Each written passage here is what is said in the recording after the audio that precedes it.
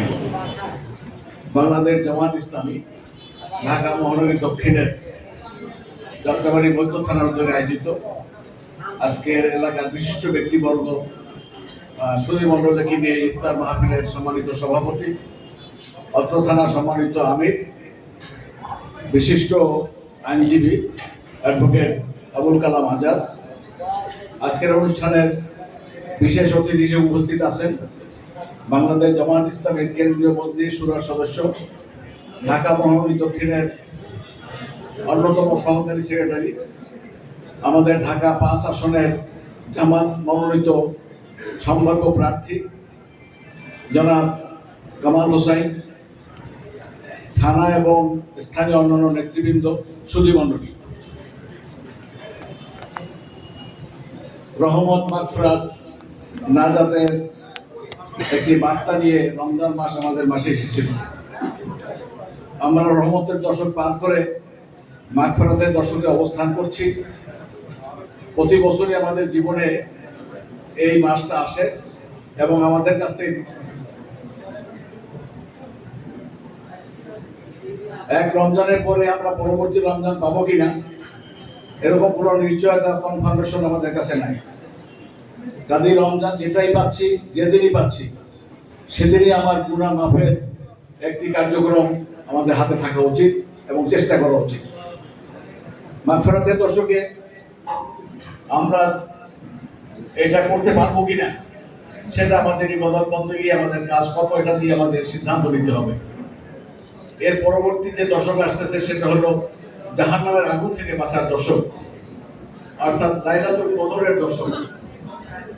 লাইলাতুল কদর রমজান মাসের মধ্যে সবচেয়ে একটি সম্মানীয় দশক এবং লাইলাতুল কদর সম্পর্কে আল্লাহ রাব্বুল আলামিন বলেছেন যে খায়রুম মিন আলফি শাহর, 1000 মাসের চেয়ে উত্তম। সেই দশকটা আমাদের সামনে আর 2-3 দিন পরেই চলে আসবে।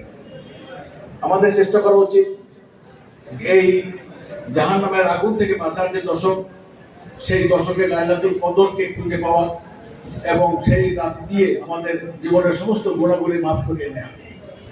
সম্মানিত সুধী মণ্ডলী, লাইলাতুল কদরের এত মর্যাদা রমজান মাসের ভিতর সবচেয়ে বেশি। লাইলাতুল কদরের মর্যাদা কেন? লাইলাতুল কদর হইল রমজান মাস, এই লাইলাতুল কদরের কারণেই রমজান মাসের এত মর্যাদা।